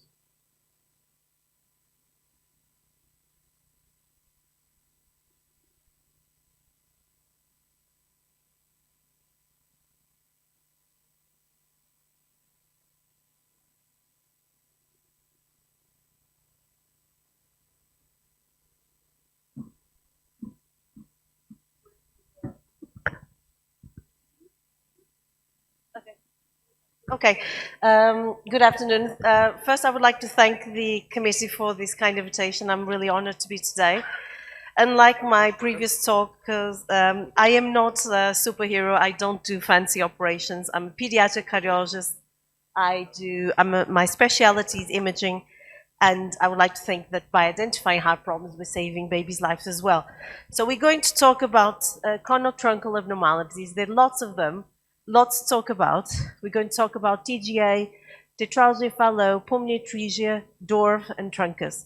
So because I'm an imaging consultant, I'm going to show basically how we diagnose them and how we counsel these patients. So transposition of the great arteries is not uncommon. It corresponds to 5% of all congenital heart problems. And in TGA, what is happening is that you have the left ventricle connected to the pulmonary artery. So the great arteries are in the wrong place. That means this lesion is not compatible with life unless we do an operation. But the surgical results are really good, and the outcome is excellent if we diagnose it and make sure the baby is delivered in a surgical center. Fortunately for these patients, there is rare association with genetic and extracardiac problems. That's important for the counseling. Although we do offer amniocentesis if the patients wish, but I tell them that the chances of finding something are really low, around 1%. But again, it's a maternal option. We call transposition simple TGA when there is TGA with no other abnormalities. There's nothing simple about a TGA, obviously, but we call it simple because everything else is fine. The most common abnormality in TGA is a VSD, so a hole between the ventricles, and the size of the hole is going to be really important for the counseling. If it's big, it's going to be an issue because my surgeons are going to do a late operation. If it's small, it doesn't matter, so they can have a neonatal operation in the first days of life. Then we can have TGAs with pulmonary stenosis, which are very tricky to manage, and then we can see TGA in settings of more complex heart problems. So the problem of TGA is that we miss them. And the reason why we miss them is this. So if you look at the left, the 4-chamber view of the fetus is completely normal. You can see balanced ventricles, the crux of the heart is intact, and it looks normal. But if you look now, this is a sweep from the posterior part to the anterior part of the heart, and if you look, the left ventricle is connected to a bifurcating artery, which is the pulmonary artery. And again, looking at the left, this is why we miss it, because unless you look at the great arteries, which one is coming first, and it should be the aorta, you will miss it. So there are other clues as well. Usually in a normal heart, if you draw a line between the left ventricle and the aorta, it would be pointing to the right side of the fetus, to the right shoulder. And in TGA, because this is not the aorta, It's just pointing to the posterior part of the fetus. And then, fortunately, the 3VT, so the trachea vessel view, is abnormal. Most of the times, there are always exceptions in medicine, but most of the times you can only see 2 vessels in the 3VT view, which is a clue, so that's good. And you will also see parallel great arteries, which are always abnormal in a heart. The great arteries, they do cross over, so you cannot see parallel great arteries. So my role as a pediatric cardiologist and fetal cardiologist is identify the problem, counsel the parents, refer to fetal medicine for discussion of pregnancy options. But my role is also this. There is a very small group of patients that will have a very tiny foraminal valley. So this flash you can see here, it's the flow across the foraminal valley. The foraminal valley is going to be really important postnatally for mixing of deoxygenated and oxygenated blood. And one of my missions, and I do that last appointment at 36 weeks, is to identify these high-risk babies. Because if there is not much flow across the foraminal valley, the baby is going to be hypoxic and will collapse immediately after birth.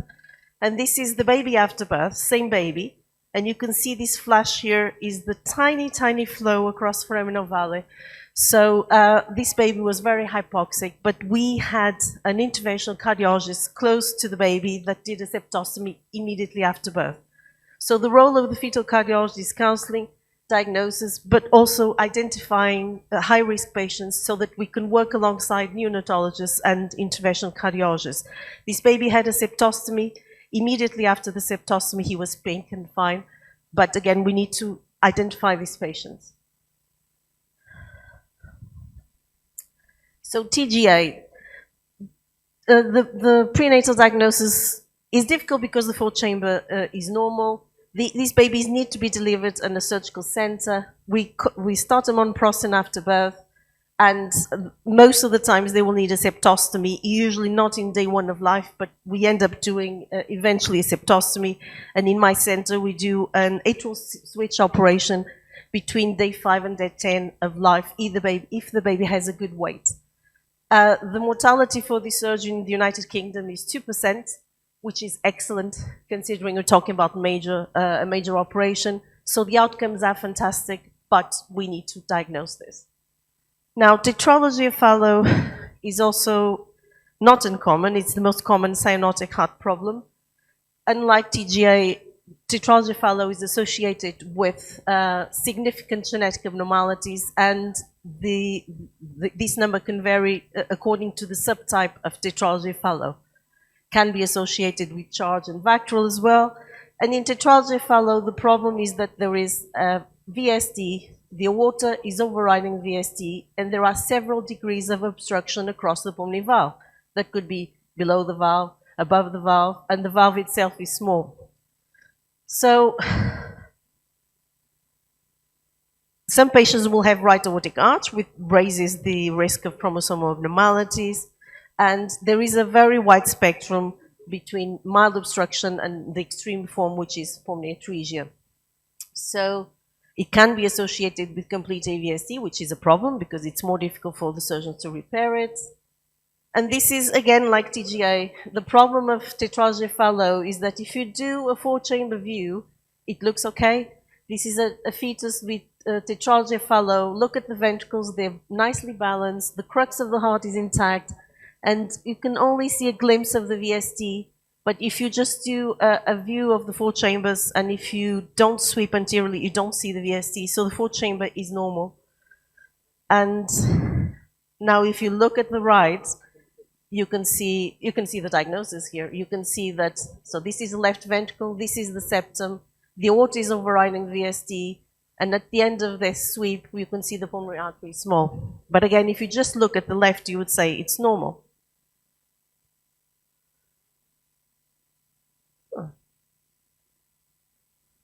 Right, so there is also anterior deviation of the infundibulous septum, which is this chunk of muscle we see here and underneath the pulmonary valve, but actually in real life this is very difficult to see prenatally. So this is something I would see very easily postnatally. And here in the left we have the color Doppler. Oh, sorry, it wasn't playing. So in terms of 3VT view, you can have all sorts of things. You can have, can you just go?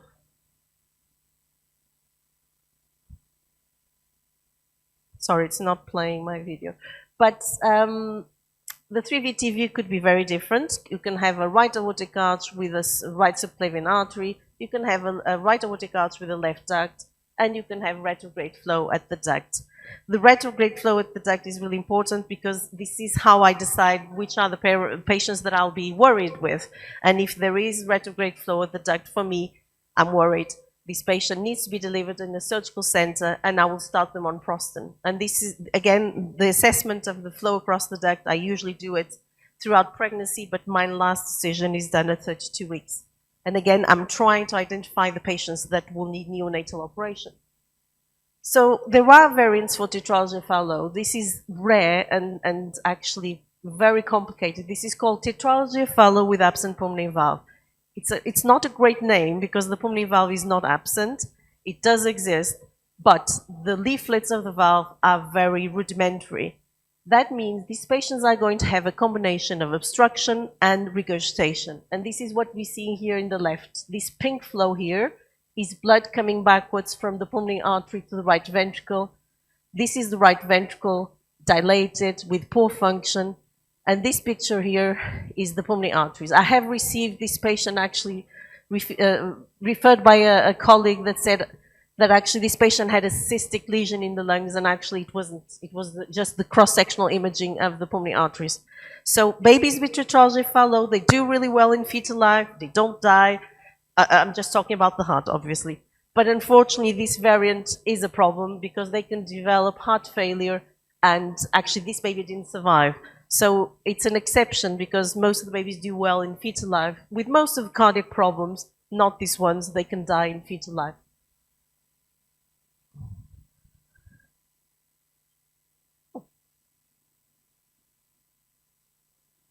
Not. Apologize.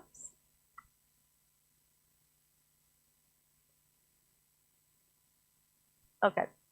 So tetralogy fallow can also be associated with Down syndrome, with AVSD, and that makes the diagnosis even more complicated because then we have to ask the cardiac surgeon to repair tetralogy fallow plus AVSD.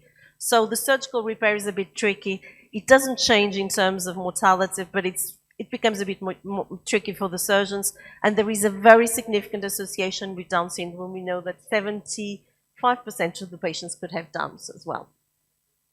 So how do we manage these patients? It really depends how tight the pulmonary artery is. If there is significant pulmonary stenosis, they need to deliver in a local, in a surgical center, and we'll have to plan for neonatal palliation that could be either a stent or a BT shunt.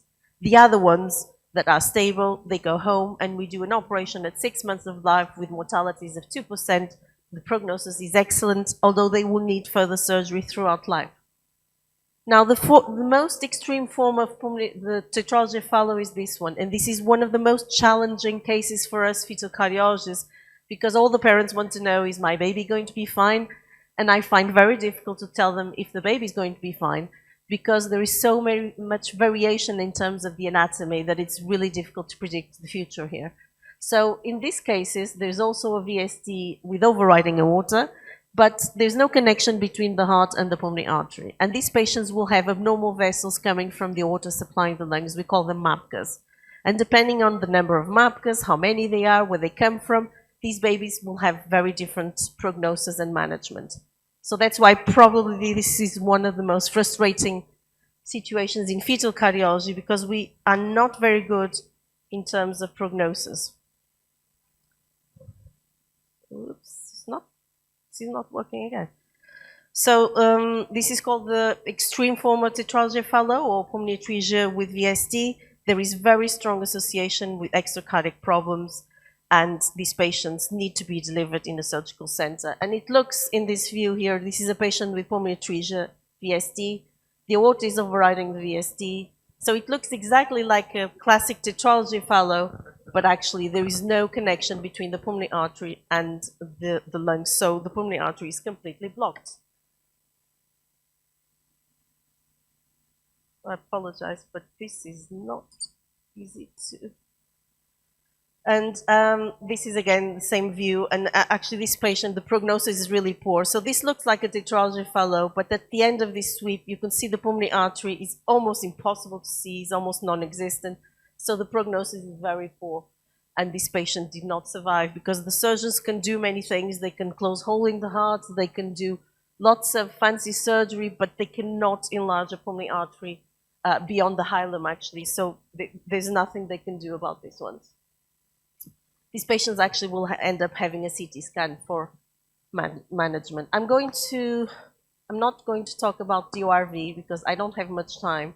I will just show you the last one, which is truncus arteriosus, which is quite rare.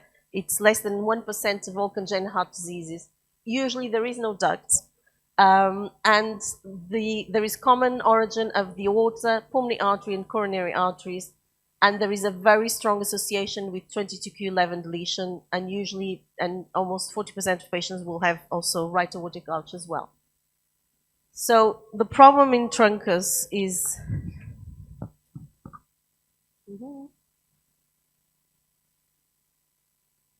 okay, there are several types of truncus. Doesn't make much difference. There are no cardiac surgeons here, so I think I can say this. It doesn't make much difference, but I think what makes much difference here, it's this. And I'll show it in a second. There we go. So the key for a truncus is this. This is going to make the difference of having poor prognosis, good prognosis. It's the truncal valve. The truncal valve is usually abnormal, but if there is mild narrowing and regurgitation, I think that's fine. The surgeons won't have to do much. But look at this valve. This is two ventricles, VSD, the truncus is overriding, and all this blood is going backwards. So there is significant regurgitation of the valve. So this is a complete disaster in terms of, this baby didn't die, but didn't do well postnatally. And I'm just going to show you the last one, if I may, which is this one. This is the future of fetal cardiology, which is meaning that I will be out of job. This is fetal MRI, okay? And this is a patient with a truncus with a duct and end up having a fetal MRI. And I think moving forwards, I think that will probably be the future of fetal cardiology imaging. Thank you for your time. Thank you very much, Dr. Patricia. دلوقتي جه وقتنا على النوفو نورديسك سيمبوزيوم.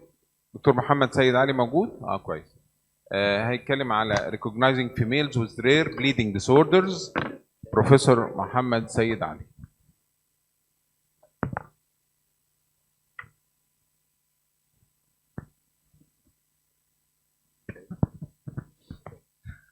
Hello everyone, and sorry for the time lag. We hope all the attendants will be amused by the lectures, and thanks for the chairperson. I want to start by thanking Novo Nordisk for sponsoring this session. We especially thank Dr. Abdurrahman and Dr. Walid Muharram for sponsoring this session. We are going to talk about a very interesting entity of female bleeding, which is recognized female with bleeding disorder. To talk about heavy menstrual bleeding, we define it as more than 80 milli per menstrual period. Sometimes the patient came with different complaint, maybe bleeding lasts more than 7 days, or changing multiple sanitary bed, or requiring double protection. Also, sometimes there is passage of large blood clots. The estimation of the problem is around 9 to 14% of whole female population. Up to 20% of these ladies having a problem of bleeding disorder or inherited bleeding disorder. Heavy menstrual bleeding can adversely affect the quality of life of the female. Sometimes the problem leads to anemia, hospitalization, limitation of the daily activity, and adverse psychosocial effects. And of course, sometimes she needs surgical intervention. Again, many methods to assess the amount of bleeding, and this is the most difficult. If you have a patient with heavy menstrual bleeding or young female or adolescent girl, the estimation of blood loss is the most important issue, because as a doctor, as clinician, we have a debate. Is this heavy bleeding or no? And sometimes we don't believe in that except when we find hemoglobin drop to 7 or 6. Classification of heavy menstrual bleeding have different issues. Maybe age classification, time classification, cyclic versus non-cyclic, etiological classification, and the most important is the systemic cause or inherited cause. FIGO classification system, this is palm coin for abnormal uterine bleeding in non-gravid women of reproductive age. As we see, we will find that they define palm as polyp, adenomyosis, leiomyoma, malignancy or hyperplasia, and of course other problems. The other way is the palm, is the coin, which stands for coagulopathy, ovulatory dysfunction, endometrial troubles, iatrogenic complication, and unclassified. The International Society of Thrombosis and Hemostasis in 2013 defined the bleeding tendency as a practical guide useful for documenting bleeding system. 14 items to assess the score. As we see, sometimes patients present not by heavy menstrual bleeding, by bruises, contusion, bleeding bare gums, or subcutaneous hemorrhage. The score is made of 14 items, as we will see. Normal range is 4, above 6, and in children around 3. So there is age difference between the score. What we are interested as clinician, the symptom. If the patient present by epistaxis, cutaneous hemorrhage, bleeding from minor wound, oral bleeding during gum chewing or brushing, GIT bleeding, hematuria, and sometimes start by heavy bleeding after tooth extraction. Of course, these patients are more prone for menorrhagia and hemorrhage during surgery. The American Society of Obstetric Gynecology and the ISHRI guidelines about hemorrhage still debatable about how to manage this case. If we start to talk about the coagulopathy, we find that the inherited disorder of bleeding, the most common and the most important is von Willebrand disease, which present around 61% of the causes of bleeding in female. Second most common is the inherited congenital coagulation factor deficiency. As we all know, maybe factor 2, 7, 5, this is the commonest, maybe other factor. Sometimes the problem with the platelet itself, like Lanzmann thrombocythemia and Bernard-Soulier syndrome. Hemophilia also is another important factor of bleeding. Large population of women report heavy menstrual bleeding. We have to search for these cases and we have to treat them effectively and properly. Maybe gynecological symptom may be the first complaint and maybe the life-threatening hemorrhage every menstrual cycle. Von Willebrand disease is the most prevalent as we talk. The second is hemophilia A, hemophilia B carrier, rare factor deficiency like factor 7 and platelet deficiency, Lanzmann thrombocythemia. What are we going to do if we have a von Willebrand disease?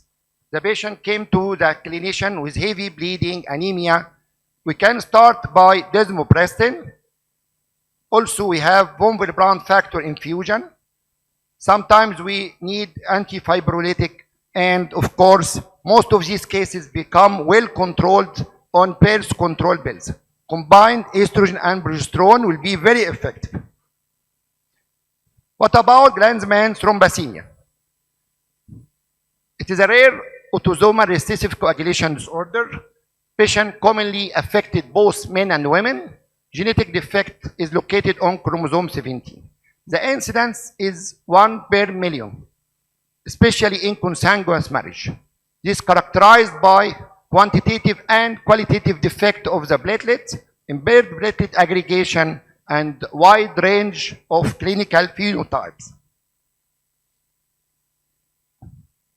Heavy menstrual bleeding, of course, is life-annoying and may be critical.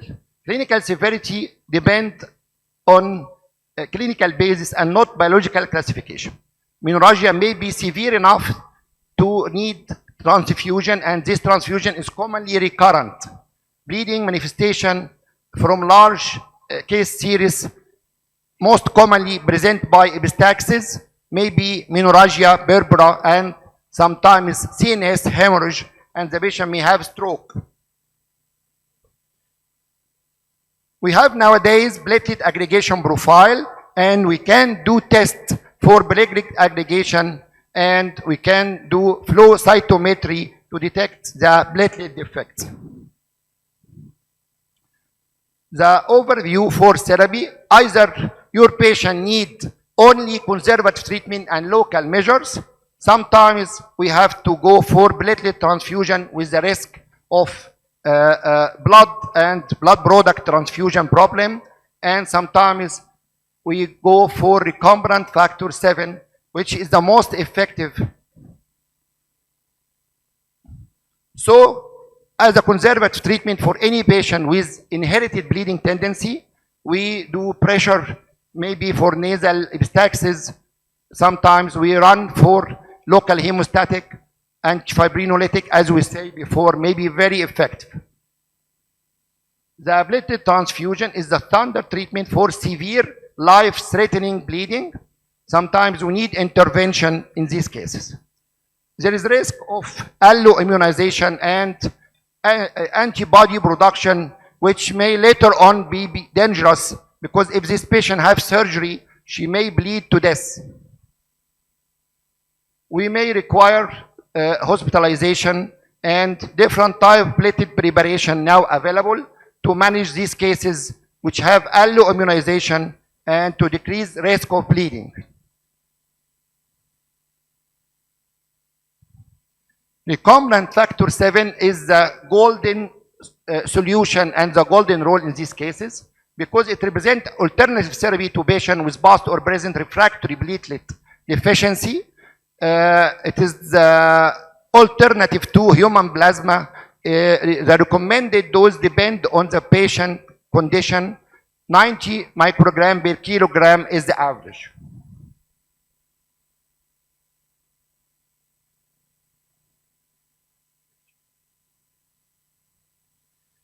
Of course, we'll not go much for physiology, but the most important that recombinant factor 7 activates thrombin. Thrombin generation will invite platelet. Platelet will be activated. Platelet mesh together with fibrinogen shift to fibrin. This make fibrin aggregation with the platelet, and clot stops the bleeding.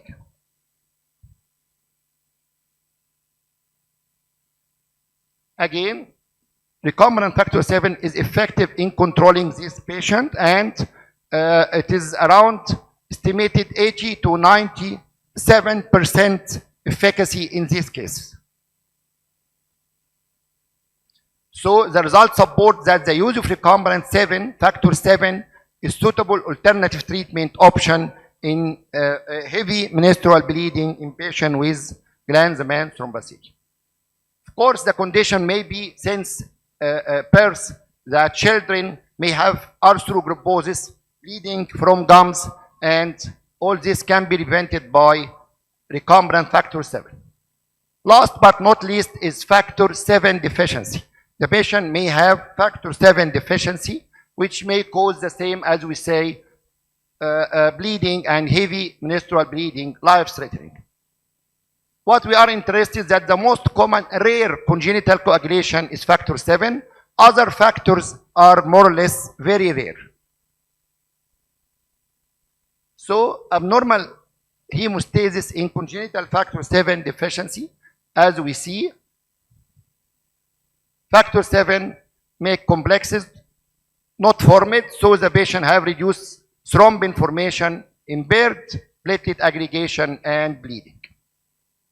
Commonly, the symptom of factor 7 deficiency is epistaxis, oral bleeding, cutaneous, subcutaneous hemorrhage, menorrhagia in female. As we see, this is the commonest presentation, and the dangerous is CNS hemorrhage. Severe bleeding may occur, and according to the phenotype, we can divide this patient. CNS and GIT bleeding episode may be life-threatening and fatal. Conventional therapy by fresh frozen plasma have a role, of course, but still many debate about the complication, fluid overload, transfusion associated reaction. Prothrombin complex concentration also can be given for these cases, and of course plasma-derived factor 7 can be given. All derived from blood have the risk of transfusion transmitted infection. Recombinant factor 7 represent the gold treatment in these cases, represent the optimal factor for replacement, manufactured using recombinant technique, and the concentration will be kept above 25,000 international units. Mechanism of action, as we all know, recombinant factor 7 work on thrombin directly, activate platelets in presence of factor 5, factor 10, factor 8. Thrombin invite platelet aggregation and make hemostatic blood.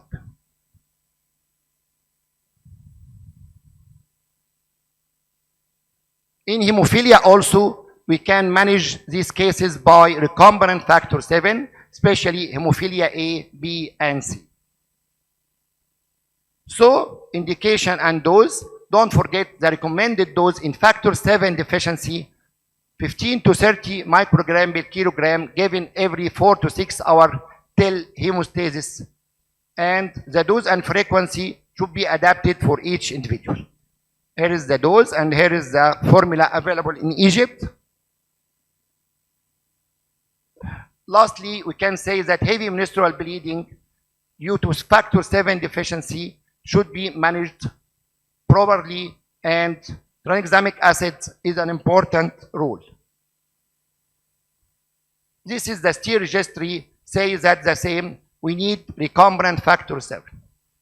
Our take-home message, acquired and inherited bleeding tendency is rare but dangerous and an important cause of heavy menstrual bleeding. Von Willebrand syndrome is the commonest type of adolescent and young female presented to your clinic having heavy menstrual bleeding.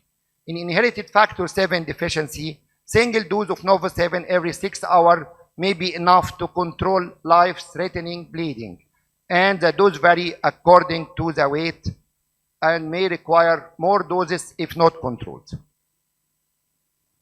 Thank you very much.